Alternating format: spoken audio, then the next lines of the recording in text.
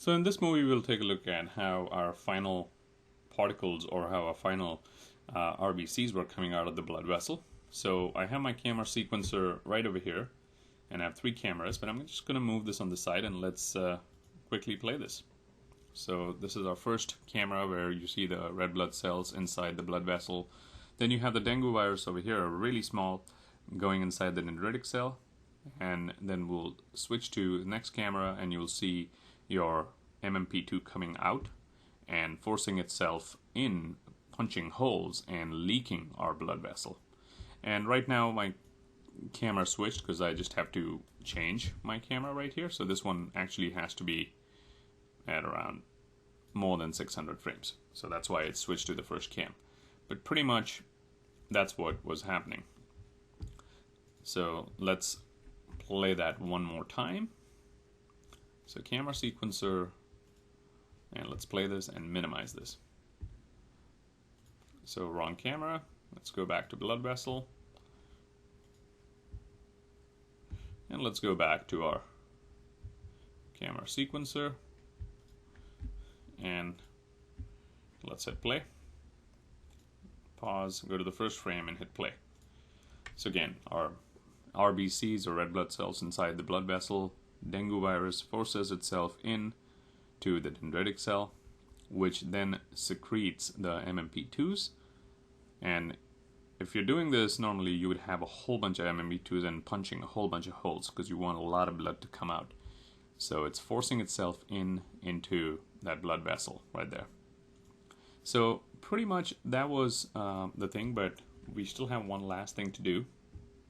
So if I just go over here, so let's just go a few frames back over here.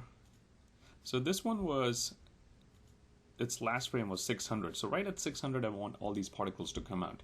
So pretty much I'll go back to create emitter, and I'll do a directional emitter again in this case. And let's see where the emitter is at. It's right over here. And I'm doing this in the perspective view so that I don't touch any of my cameras. So I'll just move this over here. And let's move this over here and move it out.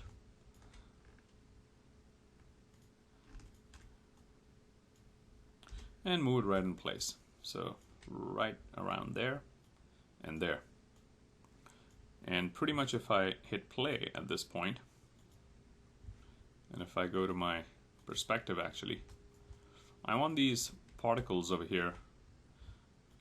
Let's say if I even turn off all the blood vessels, I want the particles over here to come out. You can see that they're, oops, I played with my camera, so I'll just reset that. These particles are coming out in a streak-like fashion. So obviously I don't want that. I want them to, let's go back over here and Control A. I'll go to particle shape. We'll select the particles to be instanced again. So I have my subdivision surface over here, sub-D cylinder again, and I can make a copy of that actually, of the sub-D cylinder.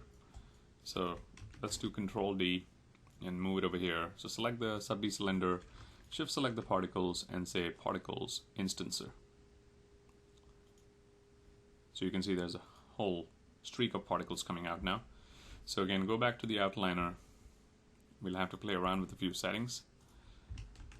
Control A over here, and let's go back to the emitter too. We don't want a whole bunch of particles, at least for now. I mean, that'll still be a whole lot. And then go to spread, and let me close my camera sequencer for now. It was right at the bottom of my screen, so I just closed it. And let's go back and hit play.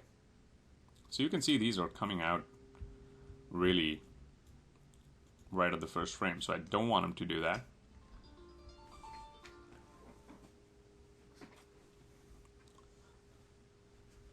So basically what I also wanted to do is with the particles selected, I'll select this surface over here and say particles make collide. And also go back to the particles right over here, Control A, and we want to make sure we check the direction. Right now it's going in X, so we want to go also in Y and maybe a little bit in X, so 0.5. So pretty much at this time, and let me make a new perspective view. My cameras are behaving slightly differently than I want them to. So there you go. So the particles are nicely coming out, as you can see. But they're coming out right at the first frame, and I don't want that. So basically, to avoid that, what I can do is I can go back and select my particles right over here. And I can turn off the is dynamic option off and on. So let's go actually to the particle shape node, and let's select that back in the outliner actually. And pretty much I can give it more of a spread and everything, but right now I'm just gonna go to frame 600, and if you want to go on the time slider you can just middle mouse button drag. So I'll go to frame 600 and I'll go and keyframe this value. I'll just turn this to off, 0, and say key selected, and right at the next frame I'll turn this to on, and let's try it 1, and right click key selected. So let's check that. So 600 it's off, and the next keyframe it's on. And right now let's just go and check our cam fin, and let's play from somewhere around there.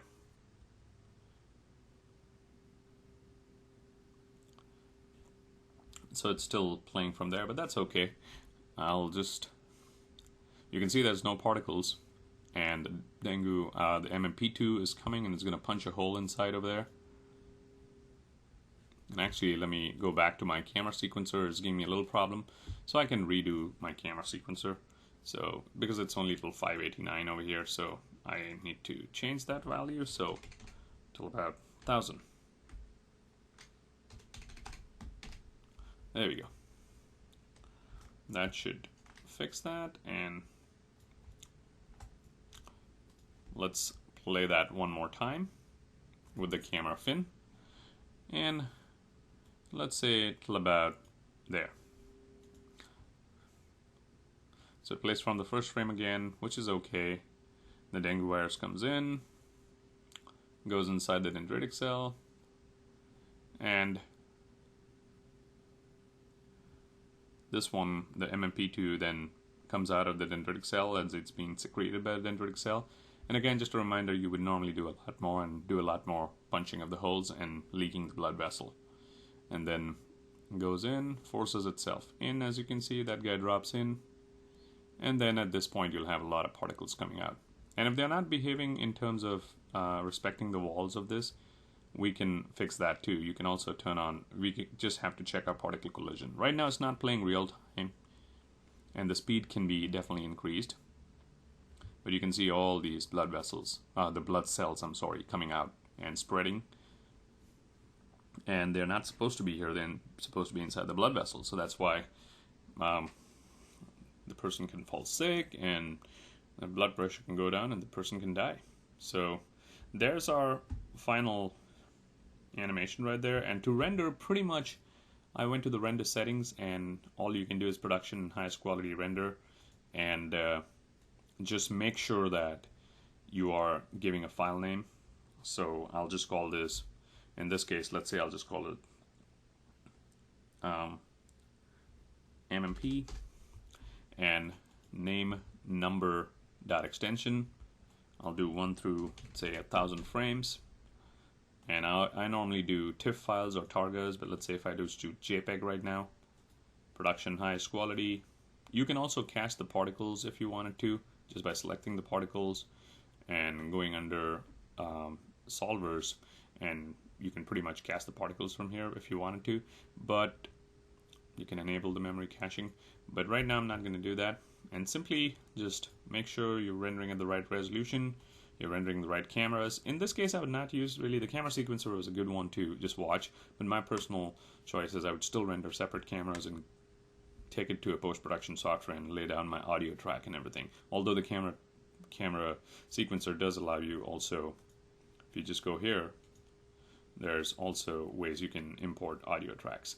So you can do that too. So, and there's this nice little option called UberCam as well. So import shot audio or import sequencer audio. But I would still take it to a post-production software and do it, because this is a very new feature in Maya 2012, although it's a great feature. So then you pretty much set your frames. You pretty much go down to the camera you want to render, and simply go to rendering, batch render. And once you batch render this, you will, let's say if I do batch render right now, I'm just going to go and open my source images directory, and actually my images directory, and you'll see that one by one, this might take a while to render, but if I go to my script editor,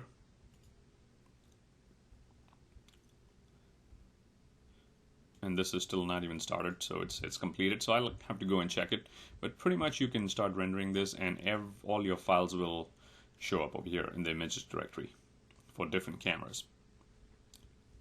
So have fun with this project, and I will see you in the next video.